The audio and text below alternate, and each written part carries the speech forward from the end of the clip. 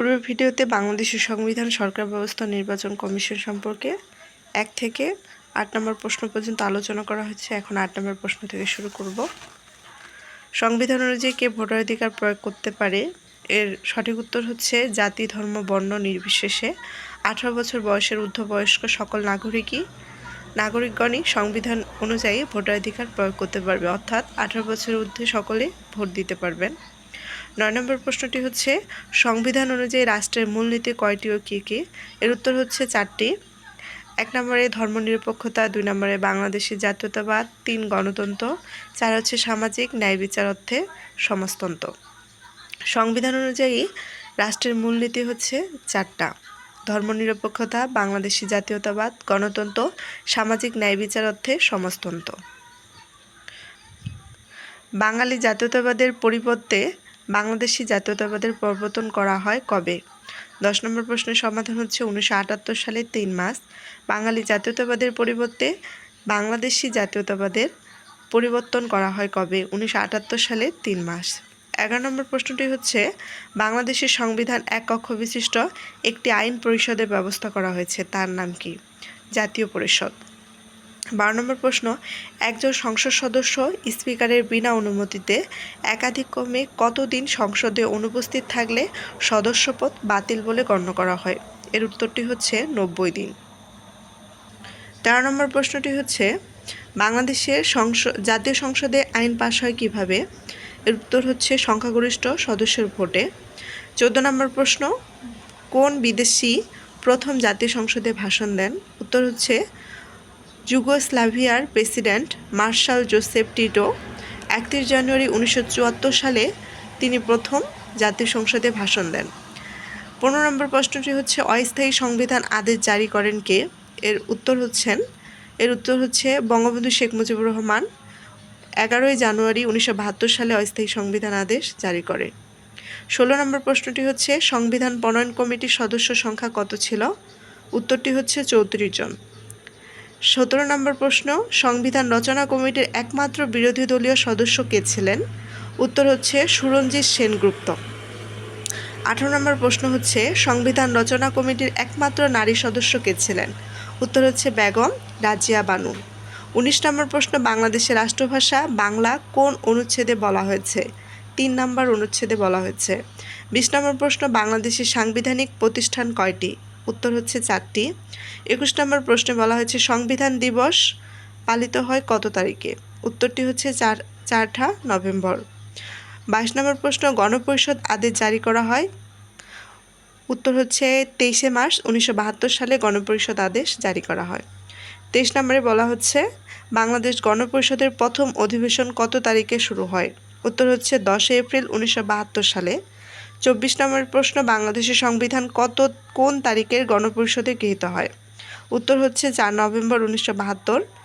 25 নম্বর প্রশ্ন হচ্ছে বাংলাদেশের সংবিধানে কয়টি ভাগ আছে? 11টি। 26 প্রশ্নে বলা হয়েছে গণপ্রজাতন্ত্রী বাংলাদেশের সংবিধানে কতটি অনুচ্ছেদ আছে? 153টি অনুচ্ছেদ। 27 নম্বর প্রশ্ন হচ্ছে গণপ্রজাতন্ত্রী বাংলাদেশ সংবিধানে কতটি তফসিল রয়েছে? এর উত্তর হচ্ছে 60টি তফসিল রয়েছে। 28 নম্বর প্রশ্ন, বাংলাদেশের সংবিধানে কোন অনুচ্ছেদে বাংলাকে রাষ্ট্রভাষা হিসেবে স্বীকৃতি দেওয়া হয়েছে? 3য় অনুচ্ছেদে বাংলাকে রাষ্ট্রভাষা হিসেবে স্বীকৃতি দেওয়া হয়েছে। 29 নম্বর প্রশ্ন হচ্ছে জাতির পিতা বঙ্গবন্ধু শেখ মুজিবুর রহমানের প্রতিকৃতি সংরক্ষণ ও প্রদর্শন করতে হবে, তা গণপ্রজাতন্ত্রী বাংলাদেশের সংবিধানে কোন অনুচ্ছেদে উল্লেখ আছে? এটি বিভিন্ন পরীক্ষায় এসেছিল। 4 ক, অর্থাৎ জাতির পিতা বঙ্গবন্ধু শেখ মুজিবুর রহমানের প্রতিকৃতি সংরক্ষণ ও প্রদর্শন করতে হবে, এটি 4 ক নং অনুচ্ছেদে উল্লেখ আছে। 30 নম্বর প্রশ্ন রয়েছে বাংলাদেশের জনগণ জাতি হিসেবে কি নামে পরিচিত? বাঙালি জাতি হিসেবে পরিচিত। 31 নম্বর প্রশ্নটি হচ্ছে সংবিধানে কোন অনুচ্ছেদ অনুযায়ী বাংলাদেশের নাগরিকগণ বাংলাদেশি বলে পরিচিত হবেন? 6-এর 2 নং অনুচ্ছেদ অনুযায়ী বাংলাদেশের নাগরিকগণ বাংলাদেশি হিসেবে পরিচিত হবেন। 32 নম্বর প্রশ্নটি হচ্ছে বাংলাদেশের সংবিধানে কোন ভাগে মৌলিক অধিকারের কথা বলা হয়েছে? বাংলাদেশের সংবিধানের 3য় ভাগে মৌলিক অধিকারের কথা বলা হয়েছে।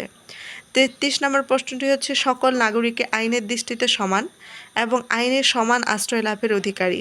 সংবিধানের কোন অনুচ্ছেদে বর্ণিত আছে? 27 নং অনুচ্ছেদে। 34 নম্বর প্রশ্ন, সংবিধানের কোন অনুচ্ছেদে সংবাদপত্রের স্বাধীনতা নিশ্চয়তা দেওয়া হয়েছে? 29-2 খ নং অনুচ্ছেদে। 39-2 খ নং অনুচ্ছেদে সংবাদপত্রের স্বাধীনতা নিশ্চয়তা দেওয়া হয়েছে। 35 নম্বর প্রশ্নটি হচ্ছে, বাংলাদেশের প্রধান বিচারপতি নিয়োগ দেন কে? উত্তর হচ্ছে রাষ্ট্রপতি। 36 নম্বর প্রশ্নে বলা হয়েছে, বাংলাদেশের রাষ্ট্রপতি কিভাবে নির্বাচিত হন? জাতীয় সংসদ সদস্যদের ভোটে বাংলাদেশের রাষ্ট্রপতি নির্বাচিত হন। 27 নম্বর প্রশ্নে বলা হয়েছে, রাষ্ট্রপতির দায়মুক্তি বাংলাদেশের সংবিধানে কত নম্বর অনুচ্ছেদে বর্ণিত আছে? 51 নম্বর অনুচ্ছেদে। 38 নম্বর প্রশ্ন, কার কর্তৃত্বের ওপর আদালতের কোনো এখতিয়ার নেই? রাষ্ট্রপতি। 39 নম্বর প্রশ্নে, প্রজাতন্ত্রের নির্বাহী ক্ষমতা কার কর্তৃত্বে প্রযুক্ত হয়? প্রধানমন্ত্রী। 40 নম্বর প্রশ্নে বলা হয়েছে, বাংলাদেশের সংবিধান অনুযায়ী টেকনোক্র্যাট মন্ত্রী নিয়োগ দেওয়া হয় সর্বোচ্চ 10%। 41, বাংলাদেশের সশস্ত্র বাহিনীর সর্বাধিনায়ক হচ্ছে রাষ্ট্রপতি। 42 হচ্ছে, বাংলাদেশের জাতীয় সংসদ কয় কক্ষ বিশিষ্ট? 1 কক্ষ বিশিষ্ট। 43 নম্বর প্রশ্ন হচ্ছে, বাংলাদেশের সংবিধানের কোন অনুচ্ছেদে জাতীয় সংসদ প্রতিষ্ঠার কথা বলা হয়েছে? 65 নং অনুচ্ছেদে। 44 প্রশ্ন, বাংলাদেশের বর্তমান জাতীয় সংসদের সদস্যের সংখ্যা হচ্ছে 350 জন। 45 নম্বর প্রশ্নটি হচ্ছে, কোনো ব্যক্তির জাতীয় সংসদের সদস্য হওয়ার ন্যূনতম বয়স হচ্ছে 25 বছর। 46, বাংলাদেশের প্রধানমন্ত্রী হতে হলে ন্যূনতম বয়স কত দরকার? 25। 47 নম্বর প্রশ্নটি হচ্ছে, জাতীয় সংসদে নির্বাচিত কোনো সদস্য একটানা কতদিন অনুপস্থিত থাকলে তার সদস্যপদ বাতিল করার বিধান সংবিধানে রাখা হয়েছে? 90 দিন। 48 নম্বর প্রশ্ন বলা হয়েছে, 4 ক্রসিং সম্পর্কে বলা হয়েছে সংবিধানের কততম অনুচ্ছেদে? 70তম অনুচ্ছেদে 4 ক্রসিং সম্পর্কে বলা হয়েছে। 49 নম্বর প্রশ্নটি হচ্ছে, বাংলাদেশের জাতীয় সংসদে অধিবেশন আহ্বান করেন কে? রাষ্ট্রপতি। 50 নম্বর প্রশ্নটি, সংবিধানের কোন অনুচ্ছেদে বলে রাষ্ট্রপতি অধ্যাদেশ জারি করতে পারেন? 93তম অনুচ্ছেদে। 51 প্রশ্নটি হচ্ছে, অধ্যাদেশ প্রণয়ন ও জারি করতে পারেন কে? রাষ্ট্রপতি। 52 নম্বর প্রশ্নটি হচ্ছে, সংসদে কাস্টিং ভোট কি? স্পিকারের ভোটকে কাস্টিং ভোট বলে। 53 নম্বর প্রশ্নটি হচ্ছে, সুপ্রিম জুডিশিয়াল কাউন্সিলের সদস্য কতজন? উত্তরটি হচ্ছে 3 জন। 54 নম্বর প্রশ্নটি হচ্ছে, বাংলাদেশের সংবিধানের অভিভাবক ও ব্যাখ্যা কে? বাংলাদেশের সংবিধানের অভিভাবক ও ব্যাখ্যা হচ্ছে সুপ্রিম কোর্ট। 55 নম্বর প্রশ্নটি হচ্ছে, সংবিধানের কত নং অনুচ্ছেদে নির্বাচন কমিশন গঠনের কথা বলা হয়েছে? 118 নং অনুচ্ছেদে নির্বাচন কমিশন গঠনের কথা বলা হয়েছে। 56 প্রশ্নে বলা হয়েছে, বাংলাদেশের সরকারি কর্ম কমিশন সংবিধানের কত অনুচ্ছেদ অনুযায়ী গঠিত হয়? 137 অনুচ্ছেদ অনুযায়ী। 57 প্রশ্ন, বাংলাদেশের পাবলিক সার্ভিস কমিশনের চেয়ারম্যান ও সদস্যদেরকে মনোনীত করেন? রাষ্ট্রপতি। বাংলাদেশের সংবিধানের প্রথম সংশোধনী কবে গৃহীত হয়? যেটা 1973 সালে। এবং 59 নম্বর প্রশ্নে বলা হয়েছে, বাংলাদেশের সংবিধানের প্রথম সংশোধনীয় উদ্দেশ্য কী ছিল? উত্তরটি হচ্ছে 93,000 যুদ্ধবন্দীর বিচার অনুষ্ঠান। 60 নম্বর প্রশ্নে বলা হয়েছে, সংবিধানের কততম সংশোধনীতে যুদ্ধ অপরাধীদের অন্যান্য মানবতা বিরোধী অপরাধীদের বিচার নিশ্চিত করা হয়েছে? প্রথম সংশোধনীতে এটা বলা হয়েছে। 61তে বলা হয়েছে, বাংলাদেশের সংবিধানে কোন সংশোধনী দ্বারা 1972 সালে রাষ্ট্রপতির মূলনীতিগুলোকে পুনঃপ্রবর্তনে করা হয়েছে? পঞ্চদশ। 62 নম্বর প্রশ্নটি হচ্ছে, তত্ত্বাবধায়ক সরকার ব্যবস্থা সংবিধানে কততম সংশোধনীর মাধ্যমে রদ করা হয়েছে? 15তম। 63 নম্বর প্রশ্ন, তত্ত্বাবধায়ক সরকারের আইন জাতীয় সংসদে কোন সালে বাতিল করা হয়? 2011 সালে।